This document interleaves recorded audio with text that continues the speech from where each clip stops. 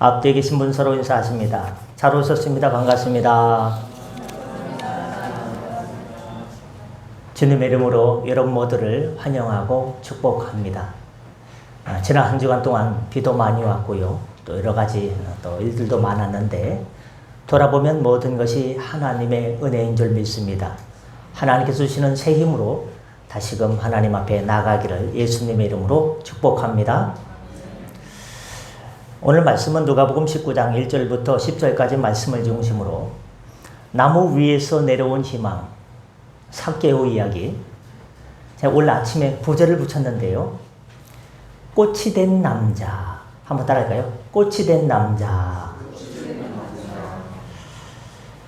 주님께서 사랑하는 성도 여러분, 오늘 우리는 아주 특별하고 드라마틱한 한 남자의 이야기를 통해서 우리 영혼의 잔잔한 희망에 대해서 나눠보고자 합니다. 잠시 눈을 감고 2010년 10월 저 칠레 하면은 이제 여름에 포도가 많이 생각나죠. 칠레 산호세 광산의 모습을 상상해 보십시오. 거대한 땅굴에 갇힌 33명의 광부들 무너졌거든요.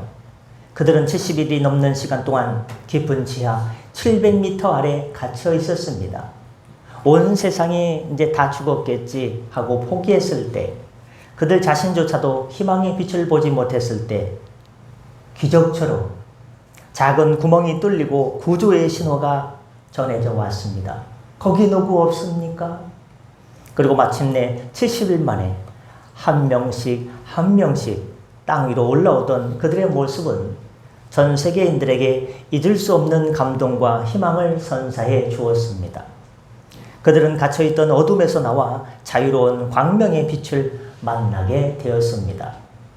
오늘 우리가 만날 한 남자도 인생이라는 거대한 갱도에 갇혀 절망의 어둠 속에서 힘들게 살아가고 있던 사람이었습니다. 사람들의 손가락질과 비난, 외로움이라는 굴 속에 스스로를 가두고 살던 그에게 예수님은 구원의 빛이 되어 찾아와 주셨습니다. 마치 칠레 광부들이 갱도에서 나온 것처럼 그도 인생의 어둠에서 벗어나 새로운 삶을 시작하게 됩니다. 그의 이름은 바로 여러분이 잘 아시는 삭개오입니다. 오늘 삭개오를 통해 얻을 교훈 세 가지 중에 첫 번째는 삭개오, 그는 누구인가? 뽕나무 위로 올라간 외로운 남자였다는 것입니다. 여리고라는 번화한 도시, 사람들이 모두 흥분해서 웅성거립니다. 예수님이 오신대. 누가 오신다고? 예수님이 오신대. 병든 자를 고치시고 죽은 자도 살리신다는 그분.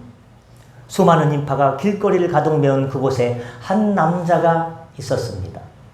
그는 이 도시의 세리장, 즉 세금 걷는 우두머리. 그의 이름은 삭개오.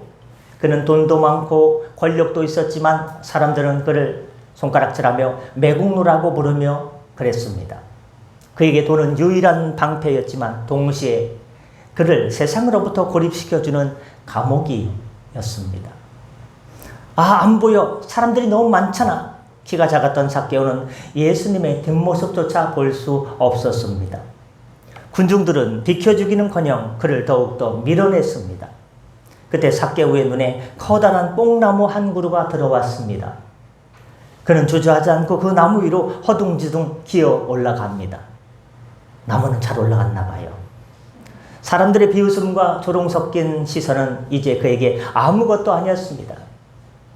그는 오직 예수님을 보고 싶다는 간절함 하나로 나무 위로 올라갔습니다. 성경에도 삭개오와 비슷한 사람이 있습니다. 바로 수가성 여인입니다. 사마리아 여인이죠. 그녀 역시 많은 남자를 만나 연결되었다는 이유로 사람들에게 손가락질을 당했습니다. 그래서 사람들의 시선을 피해 한낮의 뜨거운 햇볕 아래 우물로 물을 기르러 나왔습니다.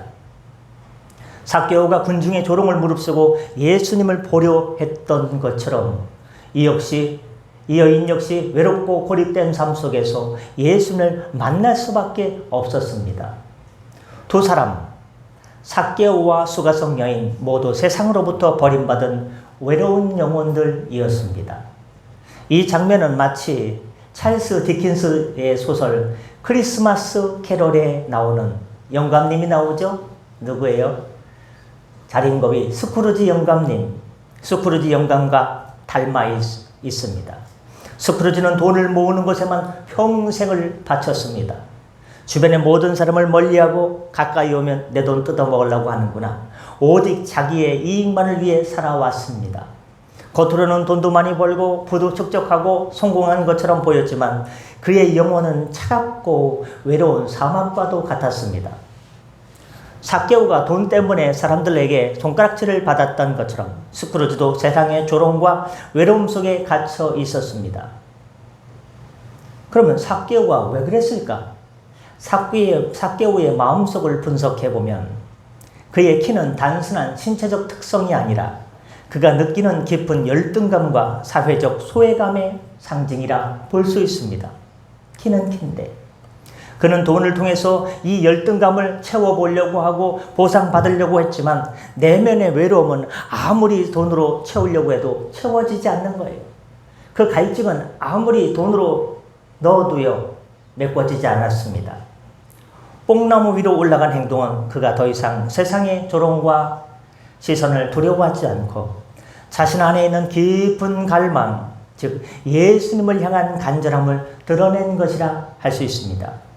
이는 생존을 위한 투쟁에서 벗어나 관계와 의미를 추구하는 새로운 단계로의 진입을 시사해주는 장면입니다.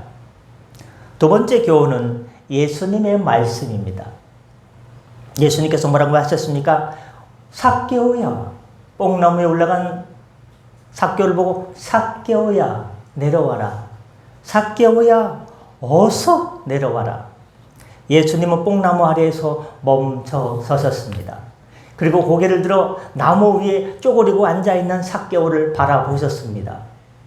그의 눈빛에는 비난이나 조롱이 아닌 따뜻한 사랑이, 예수님의 눈에는 따뜻한 사랑이 담겨져 있는 것입니다.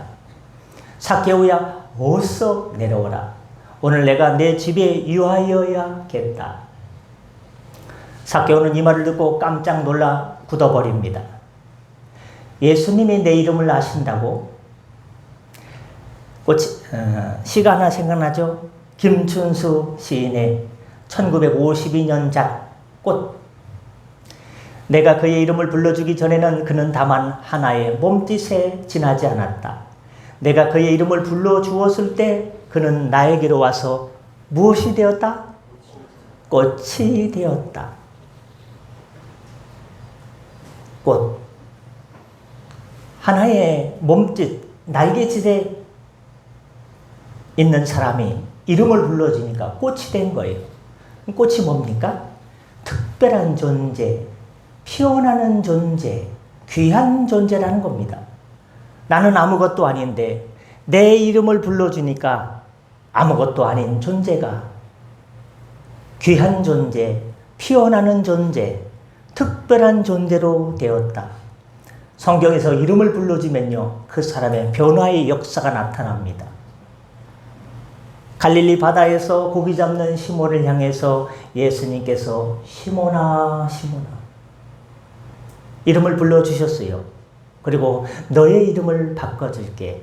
이제부터는 시몬이라 부르지 말고 뭐라고 불러라? 베드로라 불러주겠다. 반석으로 불러주셨습니다. 다메섹 도상에서 예수님 믿는 기독교인들을 잡으러 가는 사람들을 향해서 사울이 군인들을 이끌고 가다가 정오의 빛보다 더 강렬한 빛을 만나서 그 자리에 쓰러졌습니다. 그리고 하늘에서 음성이 들려오죠. 사울아, 사울아, 내가 나를 왜 핍박하느냐? 네 시오니까 내가 핍박하는 예수니라. 예수님께서 사울의 이름을 바울로 바꿔주셔서 이방인의 사도의 꽃을 피워주셨습니다. 그가 복음의 꽃을 피우는 꽃으로 바꿔주셨습니다. 베드로 역시 복음을 전하는 주님의 제자로 꽃이 되게 하셨습니다. 이사야 43장 1절에 야곱아, 야곱아, 내가 너를 지명하여 불렀느니 너는 내 것이라, 내 것이라. 아무것도 아닌 존재가 지팡이 2개 들고 형도 속이고 아버지도 속이고 도망갈 수밖에 없는 존재, 더 이상 세상에 소망이 보이지 않는 존재가 하나님께서 야곱아 야곱아 이름을 불러주시니 내가 너를 지명하여 불렀느니 너는 내 것이 되었다. 세상 것이 아니라 하나님의 것이 되었고 바로 아브라함의 하나님, 이삭의 하나님, 야곱의 하나님의 이름에 반열에 오는 귀한 존재, 귀한 존재 꽃이 되고 말았습니다. 그렇습니다. 삭개오는 자신의 이름을 듣고 깜짝 놀라서 몸도 마음도 굳는 듯 했습니다. 예수님이 내 이름을 아신다고, 수많은 군중 속에서 조롱받고 죄인 취급받는 내 이름을, 그리고 게다가 내 집에 오신다고? 그를 향한 예수님의 부르심은 단순한 초대가 아니었습니다. 그것은 나는 너를 알고 있다. 너의 외로움과 고통과 얼마나 고단한 인생을 살아왔는지 내가 다 알고 있다. 너는 죄인이 아니라 내게 꽃과 같이 소중한 피어나는 존재다. 피어날 존재다. 라는 따뜻한 선언이었습니다. 성경에도 예수님의 부르심에 즉각적으로 반응했던 또 다른 인물이 있습니다. 바로 세리마태입니다. 세리마태 역시 삭개오와 같은 세리입니다. 마태복음 9장 9절에 보면 예수님께서 세관에 앉아있던 마태에게 Follow me, 나를 따라오너라 말씀하시자 마태는 그 자리에서 모든 것을 내려놓고 예수님을 따라갔습니다. 예수님의 부르심 앞에는 직업도 과거의 죄도 무엇을 했든 아무런 문제가 되지 않습니다. 이 자리에 여러분이 앉아 계신 것도 예수님께서 여러분의 이름을 불러주셨기 때문입니다. 이 부르심은 마치 프레드릭 베크만의 소설에 나오는 이 소설책 이름이 오베라는 남자. 누구라는 남자? 오베. 이름이에요, 이름. 카톡처럼. 오베라는 남자에서 주인공 오베에게 일어난 일과도 같습니다. 오베는요, 규칙과 원칙을 철저히 지키는 고집불통 노인이었습니다. 그러다가 사랑하는 아내를 잃게 됩니다. 심경의 변화가 일어납니다. 그는 세상에 대한 모든 희망을 저버리고 혼자만의 섬에 갇혀버렸습니다. 내 마음을, 내 이야기를 들어줄 사람이 이제 더 이상 세상에 존재하지 않아. 하지만 어느 날 시끌벅적한 이웃들이 그의 삶에 예고 없이 끼어들기 시작합니다. 처음에는 그들을 밀어내고 나 좀 가만히 냅둬 짜증을 냈지만 이웃들은 그의 굳게 닫힌 마음의 문을 두드렸습니다. 계십니까? 계십니까? 자꾸 귀찮게 찾아오는 거예요. 닭도리탕을 해가지고 오고 막국수를 해가지고 오고 안 먹는데도 생선을 구워서 오고 자꾸 찾아오는 식입니다. 그리고 그들의 끊임없는 관심과 따뜻한 인정은 오베가 스스로를 가두었던 외로운 감옥에서 나오게는 구원의 손길이 되고 말았습니다. 삭개오는 그럼 어떤 상태인가? 상담학적으로 그의 상태를 살펴보면 삭개오야 어서 내려오라는 말은 상담학적으로 이름 불러주기입니다. 삭개오야, 길동아, 철수야 이름 불러주기입니다. 또 내가 오늘 내 집에 유하여야겠다는 안전한 공간으로 초대하기입니다. 이름은 존재의 정체성을 상징합니다. 익명의 군중 속에서 자신의 이름이 불려졌을 때 삭개오는 자신이 개인으로서 존중받고 있음을 처음으로 느꼈을 것입니다. 이는 관계에 대한 깊은 욕구를 해소시켜주는 경험이 됩니다. 관계의 시작은 이름 불러주기입니다. 또한 내 집에 유하여야겠다는 말은 너의 삶의 중심으로 내가 들어가겠다는 의미가 됩니다. 예수님은 여러분의 삶의 중심으로 들어가고 싶어 하십니다. 그래서 여러분 심령의 문 앞에서 날마다 주님께서 문을 두드리십니다. 아무개야 바쁘지? 애들 가르친다. 문 좀 열어봐. 아무개야 식당에서 바쁘지? 아무개야 운전하느라 바쁘지? 농사 짓느라 바쁘지? 문 좀 열어봐. 나 너랑 얘기하고 싶어. 영적으로 기도하여 깨어있는 사람은 이 노크 소리가 들려서 문을 열어. 주님께서 들어가서 먹고 마시고 그와 더불어 함께 대화합니다. 위로해주고 새 힘을 줍니다. 그러나 깨어있지 못하면, 기도하지 못하면 그냥 뭔 소리가 들리는 거야. 끝으로 삭개오에게서 얻을 수 있는 교훈은 세 번째, 완전히 새로운 시작과 영혼의 광복입니다. 대한민국 만세 광복 80주년. 삭개오는 허둥지둥 나무에서 내려와 기쁜 마음으로 예수님을 어서 오십시오 집으로 모셨습니다. 그리고 예수님 앞에서 자신의 재산을 정리합니다. 주님 보십시오. 제 재산의 절반을 뚝 떼서 가난한 자들에게 나누어 주겠습니다. 제가 누구의 것을 속여 뺏은 일 있으면 4배나 갚겠습니다. 이 고백은 단순한 약속이 아니었습니다. 그것은 그의 삶의 가치와 가치관 전체가 뒤집히는 순간이었습니다.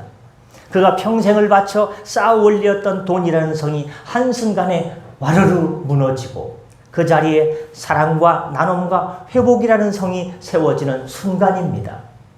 예수님은 그의 변화를 보시고 선언하셨습니다. 이야, 내가 변화했구나. 오늘 구원이 이 집에 이르렀으니 이 사람도 아브라함의 자손이미로다. 할렐루야. 옆에 계신 분께 인사할까요? 아브라함의 자손이미로다. 이 말은 삭개오가 죄인이 아닌 하나님의 진정한 자녀가 되었음을, 죄인에서 예수의 피로 구원받고 하나님의 자녀가 되었음을 선포하고 선언하는 장면입니다. 삭개오처럼 재산을 나누고 회복을 선언한 인물은 성경에 많지 않습니다. 오히려 반대의 경우가 있죠. 어떤 부자 청년이 어떻게 하면 영생을 얻을 수 있겠습니까? 어려서부터 율법도 지키고 계명도 지키고 다 지켰는데 어떻게 하면 제가 영생을 얻고 천국에 갈 수 있습니까? 이때 예수님께서 내 소유를 팔아 가난한 사람들에게 나눠주고 Follow me, 나를 따르라. 그 예수님의 말씀에 근심하며 고개를 숙인 채 돌아갔습니다. 이 돈이 없던 돈인데. 삭개오는 예수님을 만난 기쁨으로 기꺼이 재산을 나눴지만 이 청년은 물질에 대한 집착을 버리지 못하고 근심하며 집에 갔습니다.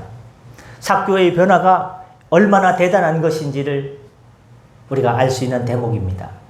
이 변화는 마치 프랜시스 호지슨 버넷의 소설 비밀의 화원에서 주인공 메리 레녹스가 변화하는 과정과 매우 닮아 있습니다. 오만하고 신경질적인 메리는 예민해요. 아주 예민해요. 얼마나 날카로운지 말도 못 붙이겠어요. 근데 이 메리가, 신경질적인 메리가 버려진 정원을 발견하고 그 정원을 갖고 가면서 스스로의 마음도 변화시킵니다.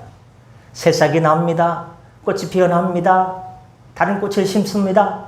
아름다운 정원의 모습을 갖춰갑니다. 마음도 포근해지고 따뜻해지고 미움도 사라지고 화원을 가꾸는데 내 마음이 가꿔지는 것 같아요. 그래서 그 소설 제목이 비밀의 화원이에요. 황폐했던 정원이 생명을 되찾은 것처럼 메리의 영혼도 주변 사람들과 이제 관계를 맺고 사랑을 나누며 다시 따뜻한 인생으로 접어들게 됩니다. 삭개오가 돈에 대한 집착을 버리고 이웃에게 사랑을 베푼 것처럼 메리 역시 자신만을 생각하던 마음에서 벗어나 관계와 나눔을 통해 새로운 삶을 시작합니다. 여기서 삭개오의 상태를 보면 삭개오의 변화는 단순한 도덕적 회개가 아닙니다. 심리학적으로 그의 방어 기제가 무너지고 진정한 자아가 회복된 것입니다. 돈과 권력이라는 물질이라는 방어 기제를 통해서 자신을 막고 살아왔습니다. 나 돈 있어. 다 문제가 되지 않습니다. 나 돈 있어.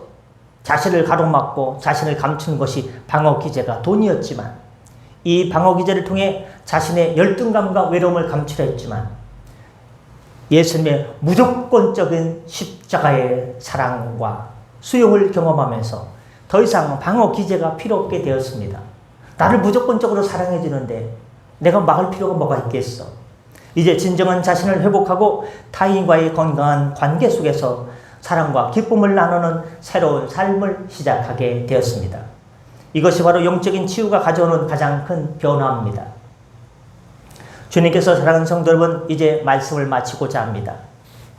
삭개오는 나무 위에 올라가 있었습니다. 우리도, 저도, 여러분도 어쩌면 삭개오처럼 나만의 우리만의 나무 위에 올라가 있는지 모릅니다. 여러분은 지금 어떤 나무 위에 올라가서 고단한 삶을 살고 계십니까? 어떤 사람은 성공이라는 나무 위에, 어떤 사람은 물질이라는 나무 위에, 또 어떤 사람은 자존심이라는 나무 위에 올라가 세상과 거리를 둔 채 외롭게 살아가고 있습니다. 가까이 오지 마. 여기 올라오지 마. 나만 있어야 돼. 간섭하지 마. 하지만 오늘 예수님은 우리에게도, 나무 위에 올라가 있는 우리에게도 말씀하십니다. 사랑하는 아들아, 사랑하는 딸아, 어서 내려오라. 어서. 오늘 내가 내 삶에, 내 집에 유하여야겠다. 우리를 향한 예수님의 부르심은 여전히 유효합니다. 그 부르심에 응답하여 우리를 가로막고 있는 그 나무에서 내려올 때 비로소 우리의 삶에 진정한 구원과 회복과 바리로 광복이 임하게 됩니다. 더 이상 세상의 조롱과 시선에 신경 쓰지 마시고 흔들리지 마십시오. 예수님은 여러분을 사랑하십니다. 여러분의 이름을 알고 계십니다. 이제 주님 앞에 내려와 그분과 동행하는 새로운 삶을 시작하시길 바랍니다. 그 삶은 십자가의 은혜를 기억하고 천국을 바라보는 소망의 삶으로 연결됩니다. 이제 우리가 삭개오처럼 그 나무 위에서 내려와 예수님을 영접할 때 세상은 우리를 보고 놀랐을 것입니다. 내가 아는 이 사람은 이렇게 사는 것, 여기 바운더리에서 벗어나지 못했는데 그에게 어떤 일이 있었던 것일까?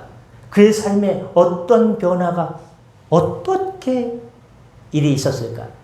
그때 우리는 당당하게 말할 수 있어집니다. 어떻게 말할 수 있을까요? 예수님께서 내 이름을 불러주셨고 내 삶에 찾아와 주셨습니다. 이제 우리와 같은 영혼의 삭개오를 통해 복음을 전하는 증인의 삶을 살아갈 수 있기를 바랍니다. 아까 김춘수 씨의 그 꽃에 대해서 얘기하지 않았습니까? 꽃이 마지막 구절을 읽고 말씀을 마치고자 합니다. 나는 너에게, 너는 나에게 잊혀지지 않는 하나의 눈짓이 되고 싶다. 다시 한번요. 나는 너에게, 너는 나에게 잊혀지지 않는 하나의 눈짓이 되고 싶다. 이것은 바로 서로에게 의미 있는 존재가 되고 싶다는 것입니다. 예수님께서 우리의 이름을 불러주셨습니다. 의미 있는 존재. 예수님이 우리 안에, 우리가 예수님 안에 서로 의미 있는 하나님의 자녀의 관계가 되고 싶다는 것을 아시고 의미 있는 존재로 꽃으로 살아가시기를 예수님의 이름으로 축복합니다. 기도하겠습니다. 사랑과 은혜가 풍성하신 하나님 아버지, 삭개오의 이야기를 통해 우리의 삶을 돌아보게 하시니 감사드립니다. 우리를 가로막고 있는 모든 장벽에서, 나무에서 내려와 오직 예수님의 보혈의 공로를 믿음으로 구원받고 주님의 자녀로서 살게 하여 주옵소서. 우리가 살아가는 삶은 날개짓 같고 몸짓 같고 의미 없는 것 같았습니다. 그러나 우리의 이름을 불러주셨을 때 우리는 주님 안에서 꽃이 되었습니다. 믿음의 꽃이 되었습니다. 자녀의 꽃이 되었습니다. 구원의 꽃이 되었습니다. 우리의 이름을 불러주셨습니다. 의미 있는 관계가 되었습니다. 생명의 관계가 되었습니다. 그것을 알고 감사하며 살게 하여 주옵소서. 감사하며 축복하며 예수님의 이름으로 기도드립니다. 아멘.